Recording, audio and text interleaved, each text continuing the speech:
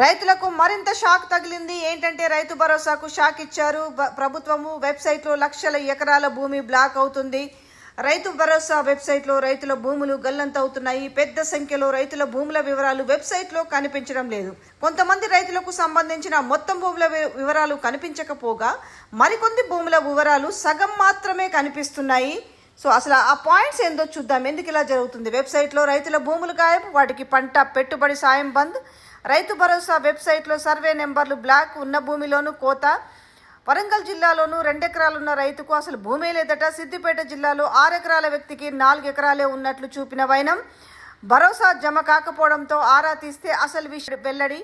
ఆందోళనలో రైతులు, చేతులెత్తేసిన agriculture, revenue అధికారులు. మరి ఇంత దారుణమైన విషయమా? ఒకవైపు రైతు భరోసా ఇస్తామని చెప్పుకుంటూ ఈ రకంగా గల్లంతవుతున్న నేపథ్యంలో పెద్ద సంఖ్యలో రైతుల భూముల వివరాలు వెబ్సైట్లో కనిపించడం లేదు.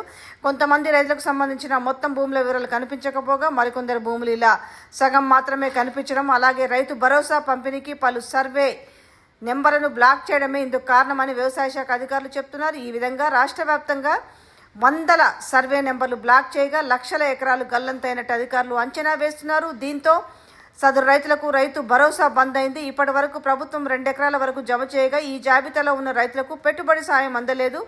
తోటి రైతులకు రైతు భరోసా అందగా తమకు ఎందుకు రాలేదో తెలుసుకునేందుకు వ్యవసాయ శాఖ అధికారుల వద్దకు పరుగులు తీస్తున్నారు. రాష్ట్ర వ్యాప్తంగా ఇలాంటి పరిస్థితే నెలకొంది. సో ఆందోళనలో రైతులు ఉన్నారు. అసలు సర్వే నెంబర్లు బ్లాక్, భూమి గల్లంతు ఎందుకు చేస్తున్నారు? వరంగల్ జిల్లాలో ఒక రైతుకు 2 ఎకరాల భూమి ఉన్నది. ఆ రైతుకు రైతు భరోసా జమ కాలేదు. దీంతో ఎందుకు అని తెలుసుకునేందుకు వ్యవసాయ శాఖ అధికారిని సంప్రదించారు. సదరు అధికారి రైతు వివరాలను వెబ్సైట్లో పరిశీలించగా ఆ రైతుకు అసలు భూమి లేనట్టుగా చూపించింది. దీంతో ఇద్దరూ అవాక్కయ్యారట. ఇక అదేవిధంగా సిద్దిపేట జిల్లాలో మరో రైతు 6 ఎకరాల భూమి ఉన్నది. కానీ వెబ్సైట్లో మాత్రం సదరు రైతుకు 4 ఎకరాలు మాత్రమే ఉన్నట్టుగా చూపిస్తుంది. వెంటనే సదరు అధికారి క్రాప్ బుకింగ్ సర్వేలో పరిశీలించగా ఆ రైతు 6 ఎకరాలు ఉన్నట్టు చూపించిందని సమాచారం. దీంతో పాటు ఇటీవల నిర్వహించిన నాన్ అగ్రికల్చర్ ల్యాండ్ సర్వేలను పరిశీలించగా ఆ రైతు భూమి ఆ జాబితాలో లేనట్లు తెలిసింది. ఇవన్నీ బాగానే ఉన్నప్పటికీ రెవెన్యూ శాఖ నుంచి వచ్చిన జాబితాలో పలు సర్వే నెంబర్లను బ్లాక్ చేయడమే ఇందుకు కారణమని వ్యవసాయ శాఖ అధికారులు గుర్తించారు. వ్యవసాయ అధికారులు రెవెన్యూ శాఖ అధికారులను సంప్రదించగా కొన్ని భూములకు సంబంధించి సర్వే చేశామని, వాటిపై అనుమానంతో బ్లాక్లో పెట్టామని చెప్పారని తెలిసింది. దీంతో పాటు నిజాం కాలం నాటి భూముల విషయంలో ఇలాంటి పరిస్థితి ఏర్పడినట్టు సమాచారం. అయితే ఇటువైపు రైతుల్లో ఆందోళన, సమాధానం చెప్పేవాళ్ళు కూడా లేరు.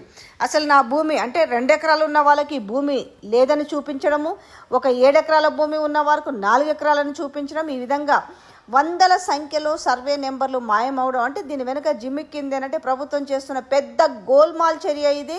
ఒకవైపు రైతు భరోసా ఇస్తున్నామని చెప్పుకుంటూ 1 ఎకరము, 2 ఎకరాలు, 3 ఎకరాలు, 4 ఎకరాలు ఇలా వరుస ప్రాతిపదికన రైతు భరోసా వేస్తామని చెప్పుకుంటూ ఈ రకంగా ఈ 1 ఎకరము, 2 ఎకరాలు, 3 ఎకరాలు, 4 ఎకరాలు, 5 ఎకరాలు ఉన్న వాళ్ళవి సర్వే నెంబర్లు మాయం చేస్తున్న పరిస్థితి కనపడుతుంది. వెబ్సైట్లలో బ్లాక్ చేసిన పరిస్థితి కనిపిస్తుంది. అంటే బిహైండ్ ద ఎంత మోసం చేస్తుంది రేవంత్ రెడ్డి ప్రభుత్వం అనేది అర్థమవుతుంది. అందుకే తెలంగాణ వ్యాప్తంగా రైతులందరూ కూడా అలర్ట్ కావాల్సిన అవసరం ఉంది.